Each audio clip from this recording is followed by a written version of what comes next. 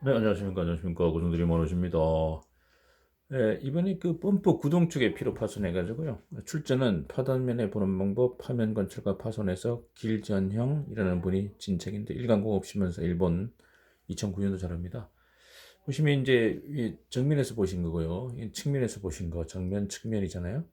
보시면 표면에 이제 보시는 바와 같이 이렇게 막 이 선반 가공 자국이 이렇게 툴마크라 해가지고 펌프 구동 쪽 피로 파손인데 좌쪽 펌프 구동 쪽 45C면은 그래도 강한 재료잖아요. 그래서 사료 강한 재료고 보통 피로 하면 피로하고 피로 강도 이쪽이 피로 강도면 피로에 대한 강한 정도면 이쪽이 경도잖아요. 경도하면 비례 보통 비례 관계가 있습니다. 경도가 높을수록 피로 강도는 좋아지고요. 피로에 잘 견딘다 그러니까 S45C 정도면 아시겠지만 스틸 카본이니까 탄소 강이고 탄소가 0.45% 45%가 아니라 0.45%죠. 그럼 얘를 만약 담금질하면 100% 담금질하면 이제 담금질 최고 경도값이라는 게 있지 않습니까? 담금질 최고 경도값. 보통 경도 따질 때 탄소량까지 따지니까요. 경도값은 HRC로 따지면요. 이런 식이 있습니다. 30 더하기 0.5 10% 곱하기 100. 뭐 이런 식이 하나 있지 않습니까? 담금질 100% 마르텐 세트를 만들었을 때 경도값이 얼마냐 그런 얘기지 않습니까? 그러면 45C니까 이퀄 30 더하기 0.5에 그냥 45 하면 되죠. 0.4 곱하기 100이니까. 그러면 22.5잖아요. 그러면 30 더하기 22.5니까 52.5. 이게 마르텐 사이트 상태의 담금질 경도. 근데 마르텐 사이트가 그것을 만들고 띠임을 반드시 해주잖아요. 구조영광이니까. 띠임 4단계. 소르바이트를 만들어야 되니까.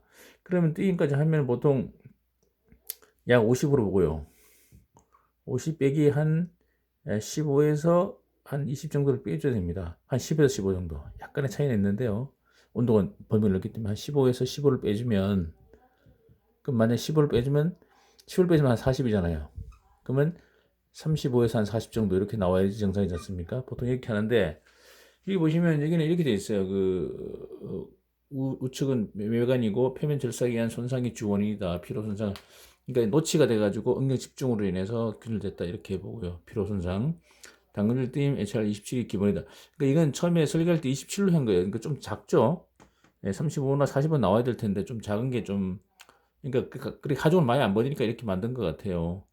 기본이고, 실제 열처리가 불완전. 근데 실제는 열처리 불완전해가 거의 풀림제 가까웠다. 그러니까 소로바이트가 아니고 그냥 페라이트 플러스 폴라이트 됐다는 얘기잖아요. 그럼 예를 들어서 담금질 띠면 어떻게 됩니까? 원래 주주해가지고 이제 물건을 사와가지고 불림 처리하면, 근데 보통 이제 포항제철이나 이제 제철소에서 이 펌프 축을 만들 때 재료를 S45C를 축을 만들겠다. 그러면 이제 주문을 하면 용광로 그러니까 결국 제철소에서 어떤 재료를 만들어 줄 때 어떡합니까? 탄소 0.45 해가지고 만들어서 용탕을 넣어 주조를 해오잖아요. 주조를 해오면 이렇게 되죠. 주조를 해오면 이렇게 제품을 반제품 만들어서 이렇게 가져오면 위에서 이걸 위에서 보시면 주조하니까 액체를 부으면 어떻습니까? 바깥쪽부터 응고되죠. 바깥쪽이 막 먼저 응고되고요. 1500도를 그냥 상온 대기 중에서 일단 주조를 해야 되니까 그러면 이쪽 액체고 고체입니다. 그럼 이렇게 아주 미세한 이걸 보통 이건 7층이라고 하잖아요. 7층. 이게 7이 아니고 7. CHILL 7. 급냉됐다. 7층. 그 다음에 조금 시간이 지나면 약간 이렇게 기둥 모양 주상정이 생기고요. 주상정 기억나시죠? 여기 2번이 1번 7층, 여기 2번이 주상정. 이제 아직 액체잖아요. 나머지 입상정 해가지고 3번이 입상정. 7주 입 이렇게 이게 주주잖아요. 이게 불균이라잖아요. 경도 입자가 가날수록 경도 높은데 차이가 나니까 경도 차이 나니까 불균일 조직. 이걸 균일 조직 균일화 시켜야지 균일화. 여기 보니까 바로 그 유명한 열처리 중에 불림. 영어로 노르말라이징. 노르말라이징. 노말 시켰다. 노말. 균질화 시켰다. 한문으로는 태울 소자에 준 표준화 시켰다. 소준. 온도는요. 약 950도. 약이죠. 그 다음에 1시간 유지. 유지. 그 다음에 냉각은요. 순행은 담금질이니까 순행 아니고 논행은 풀림이고 공기 중에 공냉. 950도에다가 공경냉 시키면 어떻게 되겠습니까? 이게 7주입이 결국은 나중에는 전부 다 입상적 모양으로 균질하게 좀 차이는 있겠지만 크고 작고 차이는 있겠지만 이렇게 균질화 되는 거잖아요. 이렇게 됐고 그다음에 이제 45시니까 어떻게 됩니까? 예, 페펄 이렇게 해서 펄라이트가 생기잖아요. 절반 정도, 약 절반도 좀 더 많게 해서 40시가 절반이니까. 그리고 하얀 건 뭡니까? 하얀 거는 페라이트 1번, 페라이트 플러스 줄무늬, 이게 이 펄라이트는 페펄이잖아요. 페펄. 요게 불림 조정이잖아요. 근데 이 정도 써서는 안 되죠. 이 정도 써서는 안 되니까 약합니다. 그래서 구조형광 만들려면 고장광, 45시는 고장광 속하니까 이걸 하려면 얘를 다시 어떻게 됩니까? 당금질 뜨임해서 소르바이트를 만들어야죠. 자, 페펄 됐습니다. 얘를 어떻게 됩니까? 얘를 다시 올려야죠. 몇 도로 올립니까? 자, 오스트라이트 만들어야 되니까 약 900도 올렸다. 900도 올렸습니다. 그럼 어떻게 됩니까? 전부 다 얘가 오스트라이트로 바뀌죠. 이렇게 감마 다 오스트라이트입니다. 이었던 FE3C는 시멘타이트하고 페라이트, 하얀 건 페라이트, 그러니까 펩시 펄라이트 했잖아요.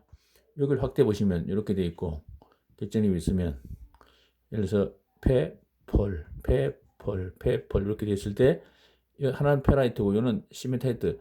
그러니까 페라이트 시멘트 같이 섞여 있는 거 이걸 펩시 이걸 펄이라고 그랬잖아요. 펄라이트라고. 진주 조개 껍데기 모양.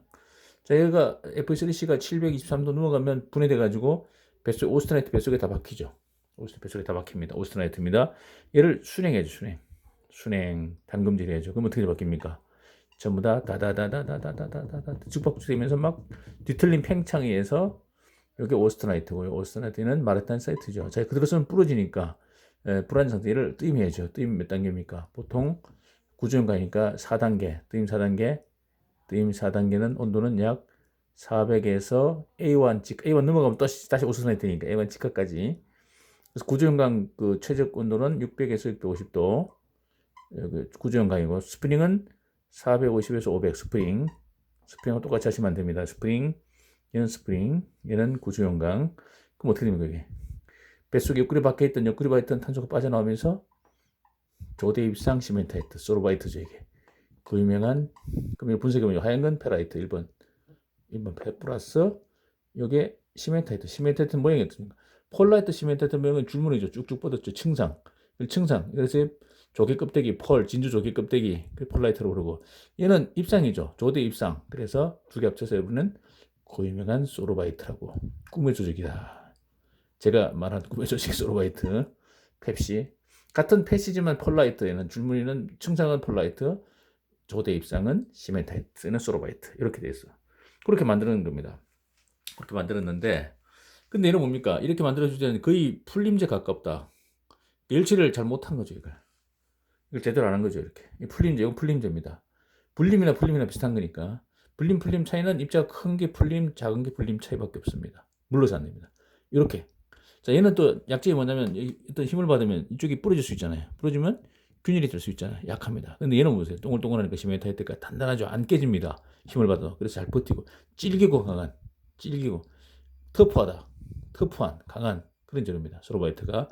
그래서 같은 S45C더라도 페퍼로 쓸 거냐 소르바이트 쓸 거냐 둘 중에 하나입니다. 페퍼이냐 소르바이트냐. 소르바이트 써야 됩니다. 구정은. 그래야지 고장이 오래 쓰는 거죠. 자, 매크로 표면 보시면 좀 이제 육안을 보시면 표면의 전 원자로부터 균열 발생 거의 중앙에서 이 보시면 이렇게 쫙 이렇게 들어온 거예요. 균열이 이렇게 쫙 모여 들어온 거죠. 여기 보시면 여기 동심원이 약간 살짝 보이시죠? 동심원 여기 비치 마크입니다. 비치 마크. 그다음 최종 파단 부분 여기. 그러니까 양쪽 전체에서 이렇게 이것 때문에 전체적으로 다 뭡니까 노치가 돼가지고 쫙 들어온 거죠. 자, 원주 주위 전체가 기점이에요. 특정한 부분 지금 곤란하다.